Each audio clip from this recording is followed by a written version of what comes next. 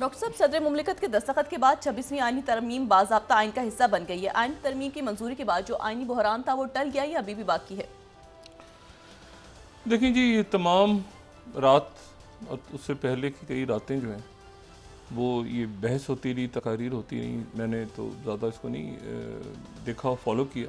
सुबह मैंने देखा कि क्या तरामीम आई हैं और किस तरह से मामला आगे बढ़ रहे हैं। लेकिन मैं इसमें सिर्फ एक बात ये बताऊं कि जो आइनी तरामीम है, एक तो पेचीदा बहुत है, जो आज जस्टिस मंसूर अली शाह साहब ने जो समाअत की उसके दौरान भी उन्होंने कहा कि अभी हम देखने की कोशिश करेंगे, समझेंगे कि कौन से मामला किस अदालत के अंदर आते हैं। दूसरा मतलब जजिस की तकर्री, आइनी बेंच, ये सारा। दूसरा जो इसके बारे में मेरा तासुर है वो ये है कि एक तो वही बात है कि सिस्टम जा रहा है। सिस्टम, मैंने कभी हुकूमत या अरेंजमेंट की बात नहीं की, मैंने सिस्टम की बात की है। सिस्टम एक पैकेज होता है, कॉम्बो पैकेज। सिस्टम जा रहा है। अच्छा, वो उसकी अलामत ये है सबसे पहली कि ये जो तरामीम है जो भी की हैं, ये सारी की सारी तरामीम जो हैं, इसमें मुस्लिम लीग नून का क्या फ़ायदा है? क्या फ़ायदा है? और इसमें पाकिस्तान पीपल्स पार्टी का क्या फ़ायदा है? क्या फ़ायदा है? क्या है? आइनी अदालतें बनेंगी, ये बने नहीं। इसमें अगर किसी तरामीम में, अगर ये मेरा तासुर है, गलत भी हो सकता है, अगर नेट फ़ायदा किसी का है तो वो तहरीक इंसाफ का है। नंबर 1, फाइज ईसा साहब रुखसत हो रहे हैं और वज़ीर कानून साहब जो हैं उन्होंने ख़ुद कहा कि वो तो चाहते ही नहीं थे कि वो रहें।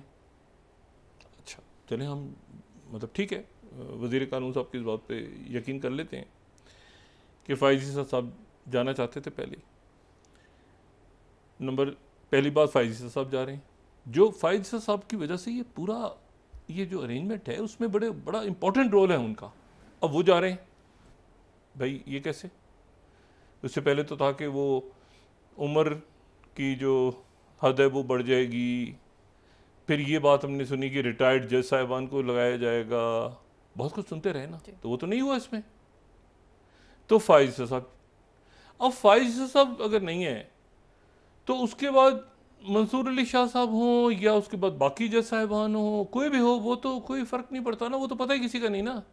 जज साहिबान के जो फैसले हैं वो तो देखिए ना, फाइज साहब एक तरफ खड़े थे ना, इस पूरे सिस्टम को वो उन्होंने संभाला था, इस पूरे अरेंजमेंट को। तो वो जा रहे हैं अगर, तो अब वो कोई भी जज आ जाए तो वो बात तो नहीं है ना। नंबर 1। नंबर 2 के रिटायर्ड जजेस को लाना था, वो किधर गए? उनको लाके आईनी बेंच में बिठाना था, वो भी इसी अदालत में यही जज साहिबान होंगे जो आईनी बेंच में होंगे। और जो नंबर 2, नंबर 3, फौजी अदालतें नहीं है, मिलिट्री कोर्ट्स नहीं है इसमें, इन तरामीम में उनको कोई शक्ल नहीं दी गई। तो वो तो फौजी अदालतें जो है वो तो एक पूरा इनका जो था वो यही था सारा कि भाई फौजी अदालतें और ये वो सारा, वो तो नहीं है इसमें। अच्छा, फिर उसके बाद जो इशू है वो ये है कि देखें कौन से मुल्क में वजीर आजम ऐसे हैं जो कि सवाए ये जो वोट ऑफ नो कॉन्फिडेंस पेश हुआ और जिस तरह से खान साहब की गवर्नमेंट गई, वो जो भी उसके पीछे कहानी है वो छोड़ दें अब, ये वो तो, लेकिन बहरहाल वो एक आईनी तरीके से गए, आईनी तरीके से पार्लियामेंट के अंदर। लेकिन उससे पहले जो है जो वजीर आजम गए, तो वो वजीर आजम तो सारे जो हैं वो चाहे फैसले ठीक हों या गलत हों, लेकिन भुट्टो साहब के फैसले को अदालत, दुनिया भर की अदालतें जो हैं वो अदालती कत्ल करार देती हैं, इसमें कोई शक नहीं। भुट्टो साहब के साथ जो मामला हुआ उस वक्त तो ना मीडिया था, ना हमें खबर है कि क्या, लेकिन ना उनकी इतनी कोई आखिरी मुलाकात कैसे हुई। बाद में लोगों ने बताया कि आखिरी उनके दिनों में कैसे उन पे पाबंदियां थीं और क्या हुआ मामला और ये। लेकिन उन पे जो इल्ज़ाम लगा था, वो इल्ज़ाम तो जो था वो ये था कि उन्होंने, मैंने कहा पहले मैं कह रहा हूँ कि अदालती कत्ल, लेकिन उन पे इल्ज़ाम लगा था वो तो जिसमें मसूद महमूद बन गए थे वादा माफ गवाह, वो तो कत्ल का लगा था। आईनी नहीं था। अदालती कत्ल, फैसले में अदालती कत्ल था, ना अपील की गुंजाइश, ना कुछ, ना वो अजीब, ज़ाहिर ज़िया साहब के दौर में, और अदालत ने उसको अब आके इतने सालों के बाद उसको ठीक भी किया उस फैसले को। लेकिन बाकी जो केसेस हैं, अब मिसाल के तौर पे इंतहाई हमारे मोहतरम यूसुफ रज़ा गिलानी साहब, अब वो जब गए, देखिए क्या हुआ था, स्विट्ज़रलैंड खत लिखना था, $60 मिलियन पड़े थे और वो 12 डब्बे। अल्लाह ताला दर्जात बुलंद फरमाए, हमारे बड़े करीबी दोस्त वाजिद शमसुल हसन साहब वो वहाँ पहुँचे हुए थे, वो डेट गुजरने वाली थी, अदालत ने कहा आप लिखें, उसमें से पैसे निकल गए, वो ख़त नहीं लिखा उन्होंने उसके ऊपर। तो ये आईनी मसला था, ये आईनी मसला था, ये कोई आईनी मसला था नहीं। इसी तरह से जो नवाज शरीफ साहब का इशू है, वो उसमें देखें ना, उसमें नवाज शरीफ साहब कहते हैं कि जी वो एक अकामे से तनख्वाह ना लेने के ऊपर, बिल्कुल तो ये कोई केस ही नहीं है कि अकामा जो है, बेशुमार लोगों के पास जो है वो अकामे होते हैं, वो सारी लोग क्या अकामे मनी लॉन्ड्रिंग के लिए इस्तेमाल करते हैं, बाकी चीज़ों के लिए इस्तेमाल करते हैं? नहीं, वो बिल्कुल एक फ़ैसला ऐसा है जिसके बड़े सवाल उठते हैं। लेकिन दूसरा भी तो इशू है कि चलें जी, वो पनामा लीक्स आई थी, वो उसमें पीपल्स पार्टी भी वहाँ पे गई थी अदालत में, सिर्फ तहरीक इंसाफ तो नहीं गई थी, जमात इस्लामी भी गई थी, और वो उसमें मनी ट्रेल का इशू था, वो छोड़ दें। लेकिन वो आईनी इशू नहीं था, इशू आईनी नहीं था, इशू जो था वो दूसरा था। अब मुझे ये बताएं कि ये जो 190 मिलियन बॉन्ड का केस है अंसाब पे, ये तो कि ये तोशाखाना, ये कोई आईनी केस है? ये तो वो केस हैं जो एहतसाब अदालतों के केस हैं, या जो सीआरपीसी के फौजदारी मुकदमात हैं। आईनी मुकदमा कौन सा है? और माजरत के साथ मुझे आईनी मुकदमात से कोई लेना देना नहीं है। देखिए, आइन के मुकदमात वहाँ हैं जैसे ये भी आया था कि इंतखाबात की तारीख क्या होगी, फंस गया था आइन खामोश हो जाए, जहाँ ज़रूरत होती है आइन खामोश हो जाता है, जहाँ ज़रूरत होती है मर गए लोग, खप गए, आइन खामोश है, तो वहाँ पर एक आइनी मामला आ जाता है। लेकिन अदरवाइज इस मुल्क के जो इश्यूज हैं, वो तो सबसे बड़ा इशू है करप्शन और माफियाज और एलिट कैप्चर और स्मगलर्स, और जनाब कभी शुगर, कभी ये, कभी हर एक के पीछे एक गठजोड़ निकलता है। बेहतरीन सियासतदान इस मुल्क में मौजूद हैं, मैं सियासतदानों के बारे में तो बात ही नहीं कर रहा, लेकिन सरपरस्ती किसकी होती है? उसमें आपका अदालती निज़ाम भी कहीं ना कहीं इन्वॉल्व होता है, कहीं ना कहीं आपके जो पुलिस का सिस्टम है वो भी, कहीं ना कहीं आपकी ब्यूरोक्रेसी भी, ज़बरदस्त लोग भी हैं, लेकिन ये पूरा गठजोड़ होता है। इशू ये है सारा कि ये आईनी मामलात हैं, ये कोई आईनी मामलात हैं, ये तो करप्शन है। जो शुगर स्मगल हो रही है, तो बाकी मामलात हैं सारे, मनी लॉन्ड्रिंग हो रही है, पैसा बाहर चला गया है, ये तो फौजदारी मुकदमात हैं, कत्ल गारत, बाकी। तो आईनी मामलात तो बहुत थोड़े हैं। और जितनी शख्सियात हैं, मुझे बताएं कौन सी शख्स, एक शख्स मेरे ख्याल से है जिनके ऊपर एक आईनी हवाले से एक मामला है, वो जो कासिम सूरी साहब, कि उन्होंने उस वक्त वो फैसले के ऊपर पाबंदी नहीं की, और जो भी हुआ रात को, वो उसके ऊपर एक आईनी शूट था। बाकी तो आईनी मामलात में तो मुझे नहीं पता कि कौन से शख्स, कौन से लोग ऐसे हैं जो आईनी, या मुशर्रफ साहब का एक आईनी मामला था। बाकी तो करप्शन है, मेगा करप्शन है, वो मुकदमात हैं। तो ये आईनी अदालत अगर बन जाती है तो उन मुकदमात में तो सजाएं उधर से होनी है।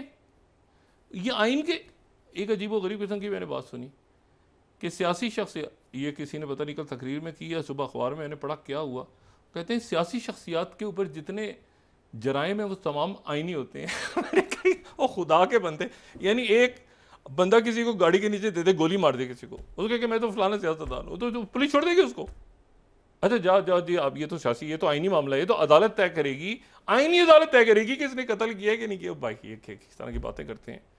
तो ये तो सारा जो इशू है, तो मुझे तो इससे कोई इशू नहीं है, मेरा सामने तो एक आम आदमी के लिए तो ये बड़ी, ये मगर ये फिर इसको पेचीदा बनाने की क्या जरूरत थी? एक कमेटी बनेगी, 2 कमेटियां बनेंगी, आईनी अदालतें बनेगी। ओ भाई, आईनी अदालतों ने कब किसी वजीर आजम को, किस वजीर आजम को आईनी अदालत में भेजा है? मुझे तो नहीं पता, नाअहलियत हुई है। अब वो जो है वो जो मुकदमा चल रहे हैं, अब मुझे बताएं ना, जो मुकदमा चल रहे हैं, फर्ज करें वो केस तो कोई बंद नहीं हुए, एहतसाब ये चल रहा है ना, तो ये आईनी बन जाएंगे? ये कैसे होगा? इनमें से कौन सा मुकदमा आईनी बन जाए? कैसे आईनी बनेगा मुकदमा, मुझे बताएं कैसे बनेगा?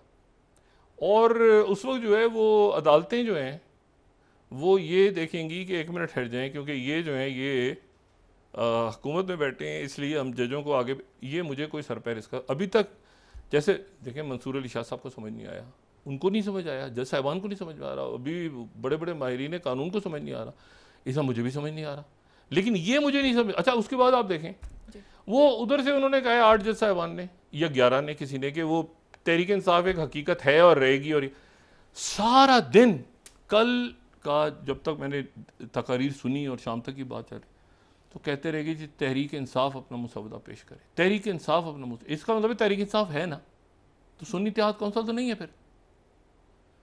तो जब खुद ये मैंने खुद सुना है, ये स्पीकर साहब के मुंह से भी, और ये चेयरमैन सेनेट के मुंह से भी, और बिलावल साहब के मुंह से भी, और ये साग डार साहब, बाकी सारे लोग के तहरीक इंसाफ भी अपना पेश करे, तो तहरीक इंसाफ को फिर तहरीक इंसाफ है ना, तो फिर यही तो उन्होंने कहा था कि वो है तहरीक इंसाफ।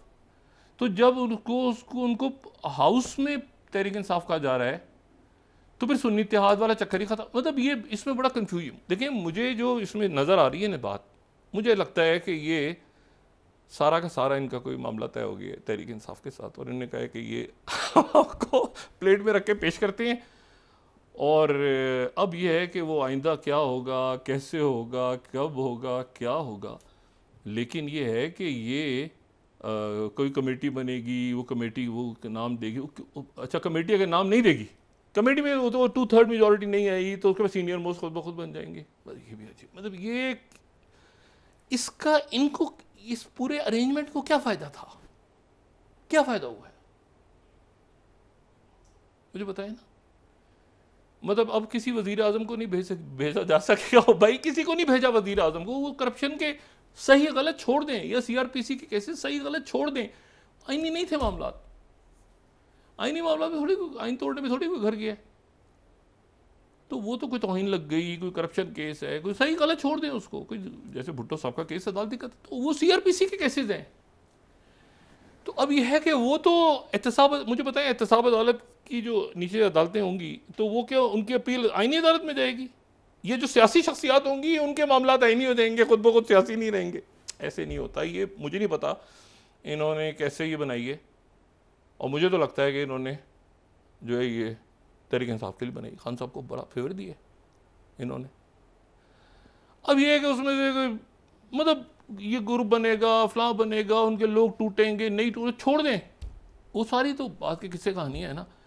असल तो बात ये कि फौरी तौर पे इनको क्या फ़ायदा हुआ है, इनको क्या फ़ायदा मुझे बज़ाहिर नज़र नहीं आ रहा, क्योंकि आईनी मामला जो हैं, मुझे बताया ना अभी ये पिछले दिनों क्या होता रहा है, FVR, ये स्मगलिंग, ये बात हुई है ना SIFC की तरफ से कि स्मगलिंग और ये मामलात हो रहे हैं, और ये करप्शन को पकड़ना है, माफियाज को ख़त्म कर रहे हैं, ये बाकायदा ISPR की प्रेस रिलीज में बात है, ये गठजोड़ है।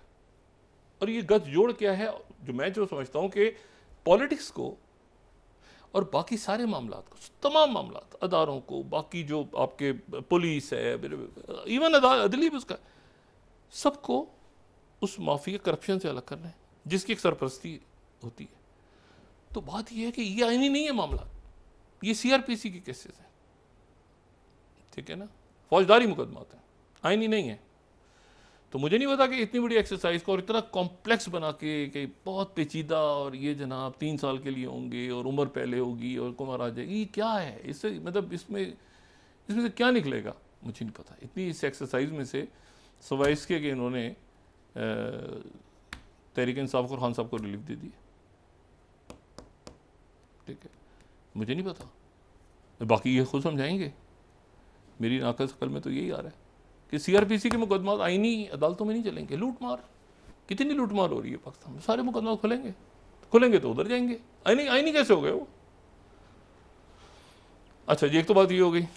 दूसरी बात जो है वो ये है कि वो केसेस सही हो या गलत हो, वो बहुत बड़ा सवाल है कि नैब हमेशा पॉलिटिकल इंजीनियरिंग के लिए यूज हुई है। वो अपनी जगह पर नुक्ता नजर जो है वो अपनी जगह 100% दुरुस्त है कि नैब जो है वो पॉलिटिकल इंजीनियरिंग के लिए इस्तेमाल हुई है, जिसकी वजह से उसकी अपनी साख क्या है कि भाई वो जनाब एक प्रेस कॉन्फ्रेंस हो गई तो वो से ठीक हो गए, वो दूसरे हो गए। यही तो इशू चल रहा है इस मुल्क में। वो उधर नून में से वो निकल आई, कभी शीन निकले।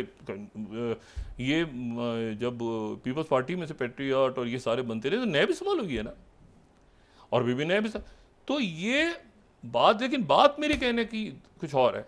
मैं कह रहा हूँ कि अक्रॉस द बोर्ड अकाउंटेबिलिटी लाजिम है, और इस पूरी एक्सरसाइज में से ये कैसे मिला नुक्ता, ये मुझे नहीं पता। क्योंकि उधर से उन्होंने जो नैब की तरमीम की तो वो केस FIA को चले गए हैं सारे। उन्होंने नैब में से वो तरमीम की तो FIA को चले गए केस, वो मौजूद हैं सारे। और इसमें ये करप्शन के केसेस तो जो हैं वो तो इसमें नहीं आते, आईनी तो नहीं है वो। तो देखते हैं कि इन्होंने, अब जाहिर है कि कोई सामने आएगी बात। बाकी उम्र कितनी होगी, ये कम होगी, वो कम होगी, दूसरा तज होगा, चौथा आ जाएगा, 5, ये सारे फरोई मामलात हैं।